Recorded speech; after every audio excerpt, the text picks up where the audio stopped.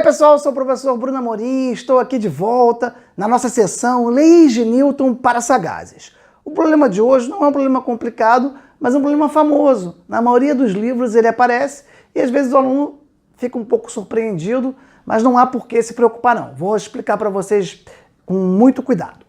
Bom, trata-se daquela célebre questão em que eu tenho um bloco de massa M1, pequenininho, sobre um bloco que tem esse formato M2, há uma mola que liga o bloco 1 ao bloco 2, não há atrito entre eles, e eu puxo o bloco 2 com uma força F. Na hora que acontece isso, qual a tendência do meu bloco 1? A tendência do bloco 1 é escorregar e se afastar do bloco 2. Com isso, a mola, que antes não estava nem comprimida nem esticada, passa a ficar esticada. Na hora que a mola se estica, surge uma força elástica, que vai atuar no bloco 1 para a direita. Em linhas gerais, quando a mola se estica e permanece numa determinada posição, essa distensão da mola garante sobre o bloco 1 uma força constante de valor Fel, que vale K vezes o X. Então, 1 se movimentará devido à ação dessa força elástica. E 2 se movimentará devido à ação dessa força F. Considerando na situação final que o bloco 1 não anda em relação ao bloco 2, eu posso inclusive adotar o seguinte raciocínio, que 1 e 2 passam a virar um corpo só sobre a ação dessa força F.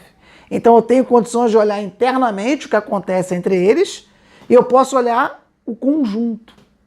E eu vou detalhar esses dois caminhos distintos. Os blocos representados na figura abaixo possuem, respectivamente, massas M1 igual a 2 kg e M2 igual a 4 kg. A mola AB possui massa desprezível e constante elástica K igual a 50 newtons por metro. Não há atrito entre os dois blocos, nem entre o bloco maior e o plano horizontal.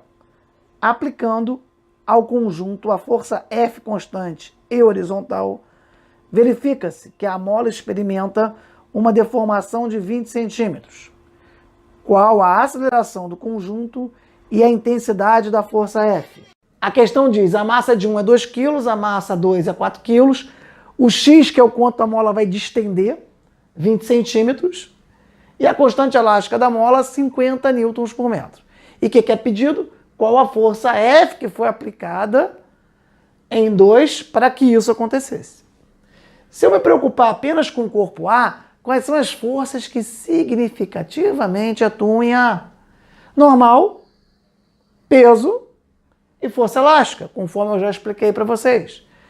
Fel vai ser responsável, então, pela aceleração do bloco 1. Fel igual a M1 vezes A. Mas Fel vale K vezes X. Então, o produto da constante elástica da mola, por quanto ela distendeu. X está em centímetros. 20 centímetros vale 0,2 metro. Então, eu tenho que multiplicar 50, é a constante elástica da mola, por 0,2. Isso vai ser igual a massa de 1, que é 2, vezes o A. 50 vezes 0,2 dá 10. 10 divididos por 2 dá 5. Então, a aceleração para o bloco 1 vale 5 metros por segundo ao quadrado. Só que a aceleração do bloco 1 é a mesma aceleração do bloco 2, porque a questão, conforme eu li anteriormente para vocês, ela é uma questão em que eu quero justamente que o 1 não se movimente em relação ao 2. Ou seja, a aceleração do 1 vai ser igual à aceleração do 2, e eu vou poder, inclusive, tratá-los como se fosse uma coisa só. E é o que eu vou fazer aqui agora. Essa força F, atuando num sistema que tem massa M1 mais M2, vai produzir uma aceleração A. A massa de 1 é 2, a massa de 2 é 4, e a aceleração é o que eu encontrei no raciocínio anterior. Então eu tenho aqui 2 mais 4, 6, vezes 5, 30 newtons. Então 30 newtons é a força F que eu apliquei no conjunto, para que o conjunto se movimente sem um em repouso em relação ao outro, um em repouso em relação a 2, de tal forma que eu garanta numa mola que tem constante elástica de 50 newtons por metro, uma distensão de 20 centímetros. E eu gostaria apenas de acrescentar para vocês, aprofundando, que eu poderia isolar o A e o B. O A, eu tenho que a única força que atua no eixo X vai ser o Fel. Já para o B, eu tenho F puxando, para o B é para o 2, né? F puxando para a direita e Fel se opondo. Eu vou colocar aqui para vocês. Ó. Se eu tenho um Fel que empurra um para cá, eu também tenho no 2 um Fel que atua para a esquerda. Então eu poderia muito bem escrever assim, ó. Para o A, Fel igual a M1 vezes A, e para o B, ou para o corpo 2. No lugar do A aqui eu vou botar 1, no lugar do B eu boto 2, sem problema. Fel, F menos Fel igual M2 vezes A. Se eu somo essas equações, o que eu vou obter? Esse Fel cancela com menos Fel, eu vou obter que F é igual a M1 mais M2, botando o A em evidência, vezes o A. Isso aqui, em essência, foi exatamente o que nós aplicamos para o conjunto. Eu fiz questão de mostrar isso, porque em muitos livros, na hora de ter resolução, os professores comentam, vamos aplicar considerando que é um conjunto único. Aí o aluno se pergunta, mas muitas vezes eu isolo todos os corpos, somo as forças, por que eu estou fazendo isso? Sempre que um corpo não se movimentar em relação ao outro, você pode tratá-los como se eles fossem um único conjunto. Mas se eu levar em consideração as forças internas e somar, bloco a bloco, vai recair exatamente nesse resultado. Então esse resultado aqui é simplificação desse raciocínio.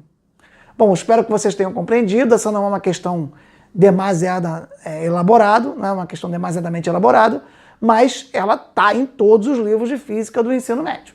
Então tenho certeza que quem for estudar leis de Newton no ensino médio, se olhar lá o livro, quando tiver na parte de força elástica, vai encontrar esse problema, um problema clássico. Se gostaram, curtam, compartilhem, deem a dica para os colegas de vocês. Afinal de contas, esse canal é feito para vocês.